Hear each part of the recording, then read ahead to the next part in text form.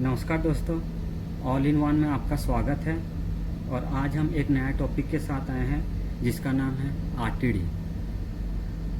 RTD का full form है resistance temperature detector, और ये जनरली यूज़ किया जाता है हमारा टेम्परेचर मेज़र के लिए।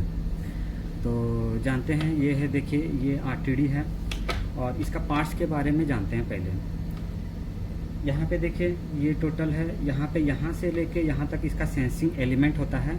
और ये जो ऊपर का मटेरियल है जो कि कोटेड होता है मैग्नीशियम ऑक्साइड, और इसको बोला जाता है थ्रेडेड एडेप्टर, जो कि सपोर्टिंग के लिए दिया जाता है। और ये है हमारा 3 लीड वायर, जो कि 2 कॉमन है और ये एक हमारा है एलिमेंट्स। तो यहाँ पे जो हमारा जो मटेरियल है सेंसिंग एलिमेंट, वो जनरली हमारा डिफरेंट मटेरियल्स का बना हुआ रहता है। जैसे कि हमारा है प्लैटिनम का रहता है, कॉपर का रहता है, निकेल का रहता है। और प्लैटिनम का जनरली हमारा प्लांट में यूज़ किया जाता है क्योंकि प्लैटिनम का एक्यूरेसी बहुत अच्छा होता है। और कॉपर और निकेल का भी किया जाता है। और एक तो है थर्मिस्टर का एक्यूरेसी बहुत कम होता है, उसके लिए बहुत कम ही जगह पे यूज़ किया जाता है। उसके बाद इसका वर्किंग प्रिंसिपल के बारे में जानेंगे, ये एक्चुअली वर्क कैसे करता है। तो ये जनरली आउटपुट इसका रेजिस्टेंस देता है, और आउटपुट रेजिस्टेंस के थ्रू से ये इसका वोल्टेज में कन्वर्ट होता है थ्रू वेस्टर्न ब्रिज। तो इस तरह से हम इसका टेम्परेचर मेजर करते हैं।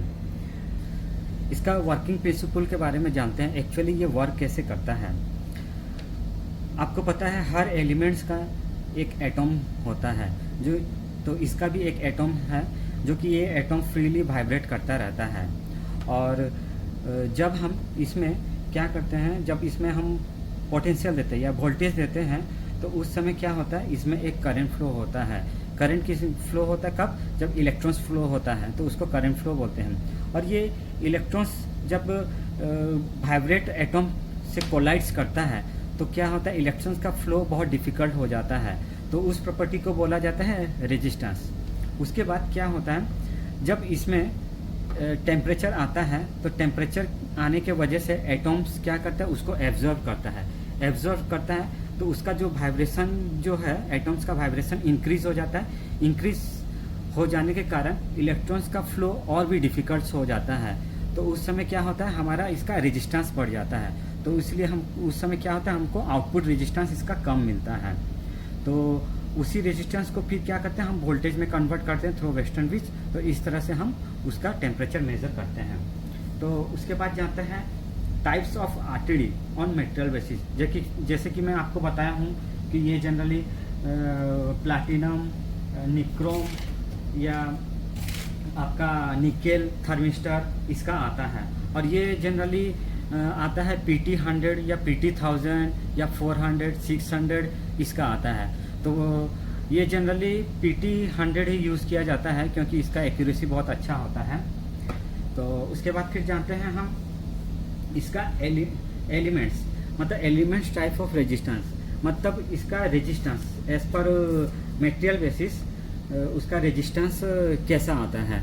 तो जानते हैं प्लैटिनम एक बेस्ट है, उसके बारे में जानते हैं। प्लैटिनम जैसे इसका रेजिस्टेंस आप मापेंगे तो 0 डिग्री में 100 ओम आएगा, 10 डिग्री में 103 ओम आएगा, 20 डिग्री में 107 ओम आएगा, ऐसे करते करते 100 डिग्री में 138 ओम आता है। यदि इस बेसिस पे आपका रेजिस्टेंस नहीं मिलता है, मल्टीमीटर से मापेंगे तो आपको पता चल जाएगा ये डिफेक्ट है बोल के। और मैं आपको इसके आगे बताऊंगा कि जो इसको कैसे रेजिस्टेंस इसका मापा जाता है, तो आपको पता चलेगा। देखिए ये हमारा है मल्टीमीटर, और हम इसको सेट वैल्यू कर देते हैं रेजिस्टेंस में। और ये देखिए, अभी ये देखिए दोस्तों, ये है इसका कॉमन वायर और ये है लीड एलिमेंट, मतलब एलिमेंट्स का लीड है और ये कॉमन लीड है। तो इसका देखिए, इसका रेजिस्टेंस हमारा आपस में ये कॉमन है। तो यहाँ पे देखिए हमारा 1 ओम के बराबर आया। ये 1 ओम कहाँ से आया, देखिए सबसे पहला इसका इंटरनल रेजिस्टेंस हमारा कितना है, 0.4 या 0.2 ओम आएगा, प्लस इसका रेजिस्टेंस, मतलब ये वायर का तो कुछ तो रेजिस्टेंस होगा, वो दोनों ऐड होकर हमारा 1 ओम आ रहा है। तो नॉर्मली इससे पता चल रहा है ये कॉमन है। और ये देखिए हमारा है एलिमेंट्स का, एलिमेंट्स से कॉमन में लेंगे तो देखिए इसका रेजिस्टेंस आएगा 112 ओम, और इसमें देखिए इसमें भी आएगा 113 ओम।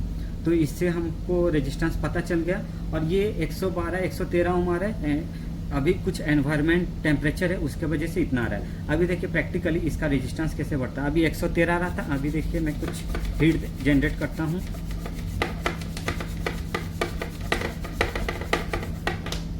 अभी देखिए इसका रेजिस्टेंस देखिए कुछ तो बढ़ रहा है, 114 हुआ, 115 जाएगा, क्योंकि अभी कुछ हीट्स मैंने मैनुअली जनरेट किया है उसके वजह से इतना रेजिस्टेंस आया है। उसके बाद दोस्तों और एक चीज़, ये आरटीडी एक्चुअली टेम्परेचर कोफिशिएंट इसका पॉजिटिव होता है, मतलब पॉजिटिव टेम्परेचर कोफिशिएंट होता है, और ये ओम्स लॉ फॉलो करता है। और टेम्परेचर पॉजिटिव कोफिशिएंट मतलब पॉजिटिव टेम्परेचर मतलब जब इसका टेम्परेचर बढ़ेगा तो इसका रेजिस्टेंस भी बढ़ेगा, तो इसीलिए इसको पॉजिटिव टेम्परेचर कोफिशिएंट बोला जाता है। उसके बाद इसमें इसका जानेंगे एडवांटेज और डिसएडवांटेज, और उसके बाद इसका जानेंगे एक फार्मूला जो कि टेम्परेचर कैसे मेजर किया है उसका एक फार्मूला होता है। सबसे पहला एडवांटेज, ये एक्चुअली पीटी जनरली इसका हाई एक्यूरेसी होता है, मतलब परसेंटेज एरर बहुत कम होता है। और दूसरा है इसका वाइड रेंज होता है, ये मतलब -200 डिग्री से 800 डिग्री तक काम करता है। उसके बाद है लीनियर रेस्पॉन्स है और हाई स्टेबिलिटी है।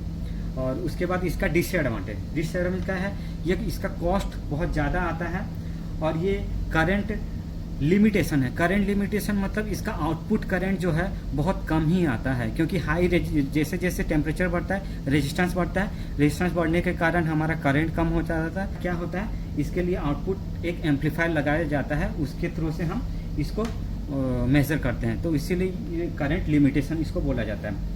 और उसके बाद ये है नॉन लीनियरिटी मतलब होता है यदि इसका सेंसिंग एलिमेंट्स डैमेज हो गया तो ये हमारा क्या है एक्यूरेसी सही से मिलेगा नहीं, तो इसका क्या होगा, इसीलिए इसको नॉन लीनियरिटी इसको बोला जाता है। और उसके बाद आते हैं इसका एक फॉर्मूला, जो कि फॉर्मूला बेस पे हम इसका टेम्परेचर को मेज़र करते हैं।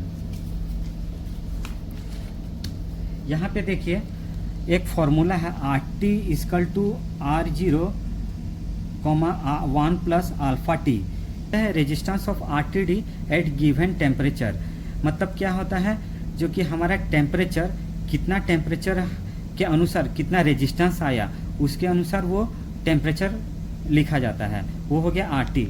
और उसके बाद R0 nominal resistance of type RTD, मतलब सपोज आप PT 100 या PT 1000 का लिए हैं RTD, तो सपोज PT 100 का लिए हैं तो 100 हो गया उसका R0, ठीक है। उसके बाद अल्फा होता है टेम्परेचर कोफिशिएंट ऑफ रेजिस्टेंस, मतलब ये वैल्यू हमारा फिक्स होता है, उसका वैल्यू होता है 0.004 होता है।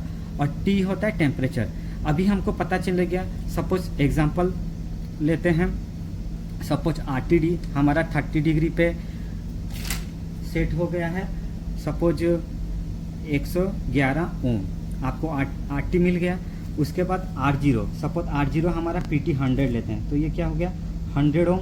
उसके बाद अल्फ़ा हमारा क्या हो गया 0.004 और टेम्परेचर। तो आपको यहाँ दोस्तों पता चल गया RT क्या है, R0 क्या है, अल्फ़ा क्या है, T।